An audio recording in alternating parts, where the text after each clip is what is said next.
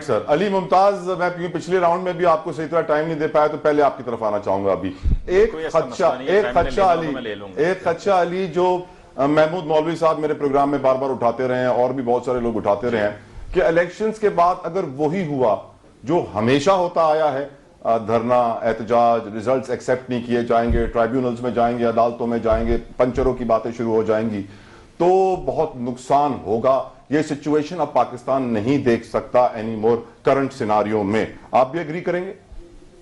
जी बिल्कुल 100%। इसमें इलेक्शन से पहले की जो सूरत हाल है ना, चाहिए ये था कि उसको बेहतर तरीके से मैनेज किया जाता, ऑर्गेनाइज तरीके से चला जाता। एक तो ये कि एक ऐसी पॉलिटिकल पार्टी जो क्लेम करती है कि जी हम सबसे मकबूल तरीन पॉलिटिकल पार्टी हैं, आप उस पॉलिटिकल पार्टी को उसका इंतखाबी निशान बल्ला दे देते, इलेक्शन में वो जाते, उनको आप इलेक्शन कैंपेन चलाने देते, उनको आप रैलीज निकालने देते, पोस्टर्स लगाएं, जो मर्जी करना है उन्होंने, मतलब मार धाड़ के अलावा। और अगर वो मार धाड़ वाले हैं, ऐसे वो तकरीबकार किस्म के लोग हैं, तो उन पर पाबंदी पहले ही लगा देते, पाबंदी लगा के उनको साइड पे कर देते, कहानी खत्म, हम आगे चलते, आगे बढ़ते। अब जब वो इलेक्शंस में जा ही रहे हैं, तो इस तरीके से जब आप इलेक्शंस में लेके जाएंगे तो एक माहौल यही बन चुका है कि भाई अगर पीटीआई हार जाएगी तो वो हारी नहीं है, उसको हराया गया है। अगर ये सब पहले अगर आप उसको सही से लेकर चलते, सबको मौका देते, इलेक्शंस में जाते, इलेक्शंस का जो रिजल्ट आता, उसके बाद पीटीआई जो मर्जी जोर लगाती रहती, नारे मारे, एहतजाज करे, किसी ने उनकी नहीं सुननी थी कि भाई ये तो हारे हुए हैं ना, जो हारता है वो तो आखिर में यही कहता है। लेकिन इस दफा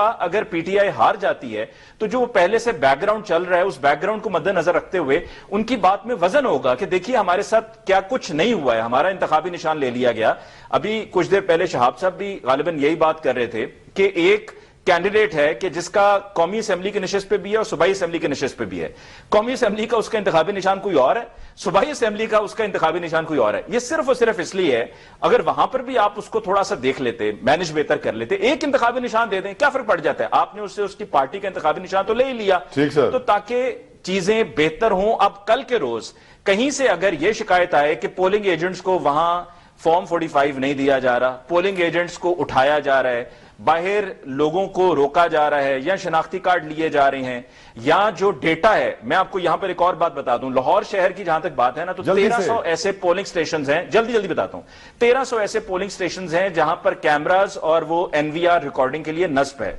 उसका जो डेटा है उसको संभाल के रखना होगा, ताकि अगर कल कोई कहे कि जी ये धांधली हुई है, खासतौर पे जैसे कि लाहौर में और भी शहरों में इस तरह से कैमरास लगाए गए इलेक्शन कमीशन ऑफ पाकिस्तान की तरफ से, ये तकरीबन कुछ 70,000 रुपए का खर्चा है